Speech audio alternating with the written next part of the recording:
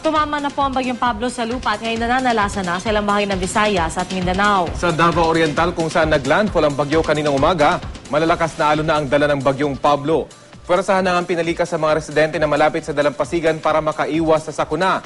At may ulat on the spot si GMA Davao anchor Tech Ocampo. Tech? Yes, Pia at Rafi. Oo nga, no?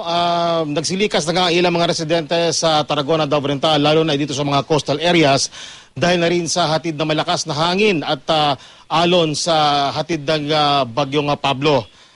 Lumikas ang mga residente sa baybayin ng Tarragona sa Davao Oriental dahil sa malakas na alon na humahampas sa kabahayan doon.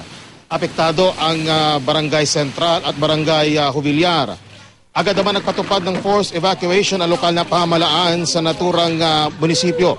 Sa sitio Tinago ng Barangay Central, nasaksihan ng GMA News ang pag-rescue sa 3 pamilya na nakatira sa isang maliit na isla doon. Nasira kasi ng alon ang footbridge sa isla. Ang Tarragona ay malapit sa Baganga, Davao Oriental kung saan naglandfall ang Bagyong Pablo.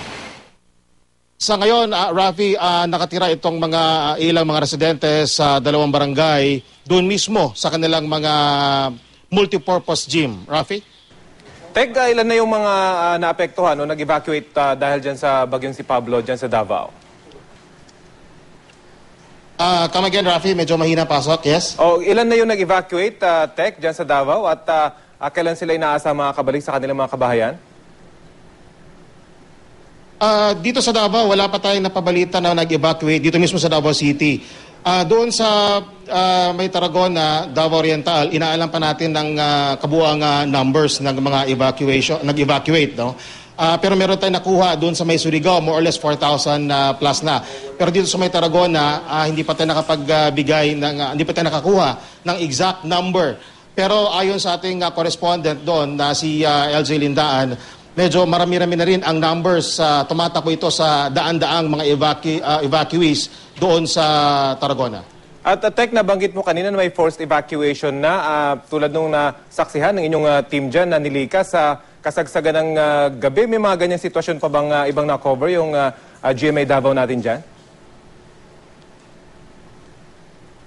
Na-cover natin yung paglikas sa Rafi, kasalukuyan pa natin hinihintay yung mga pictures o mga footage galing doon sa Tarragona. Isa lang ang nakikita natin dito dahil talagang medyo malakas ang tindi ng pasok ng Bagyong Pablo doon sa lugar. Yung nga, nakakaproblema din tayo sa communication line kasi ayon sa ating correspondent doon, nakakaproblema tayo sa minsan kasi brownout ang naturang lugar at hindi makapagpadala ng mga information sa atin. So, Tech, malawak ba yung brownout doon sa lugar kung saan naroon ngayon yung ating mga teams? Gaano kalawak kaya ito, Tech?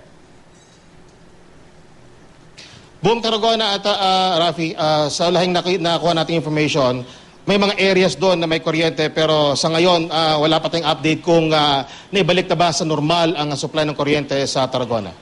Okay, Tech, may katanungan din ang aking partner na si PR Kanghel.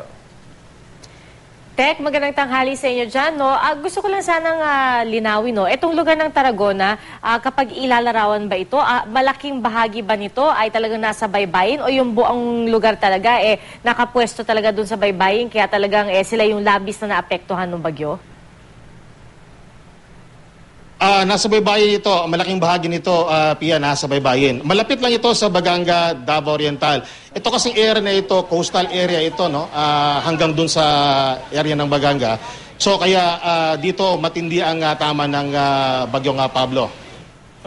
At nabanggit mo nga, no, gaya ng sinabi mo kanina, karamihan nga sa kanila nasa evacuation centers na.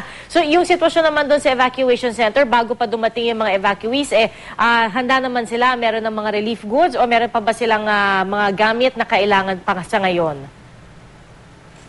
Yes, Pia, yan ang feedback natin na medyo nakakaproblema tayo. Kulang ata ng mga relief goods. Pangunahing kailangan ngayon ng mga evacuees, pagkain, number 1 pagkain at mga saplot kasi may iba na hindi nakapagdala ng mga saplot, diba? Basang-basahin ka ng mga suot at damit sa area na yon at kailangan din siguro natin ng gamot kasi nag-aalala ngayon ang ating lokal na pamahalaan doon sa mga area na yon na baka mamaya magkaroon ng parang magkakasakit, maglagnat, sipon, ubo dahil nga ito sa sama ng panahon.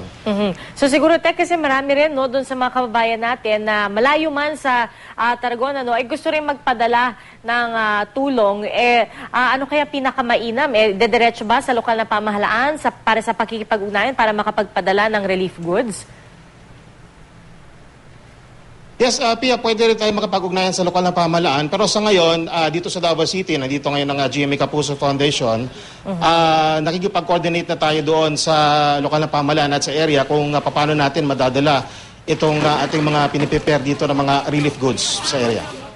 Alright, so Tek, mukhang magtatagal pa sila sa evacuation centers. Mukhang Pia, kasi depende yan, no? Siguro sa aftermath kung anong kung pwede ba pa nilang bumalik sa kanilang mga tahanan, kung meron pa ba silang babalikan, lalo na yung mga nasa tabing dagat kung saan malakas ang hampas ng alon. Yun ang pinag-aalan ng mga residente kung may babalikan pa ba sila doon. So siguro tatagal talaga sila sa mga evacuation centers hanggang idideklara din ng lokal na pamahalaan doon na safe na silang bumalik sa kanilang mga bahay. Alright, Tek, maraming salamat. Makikibalita ulit kami sa inyo. Si GMA Davao Anchor po, Tek Ocampo.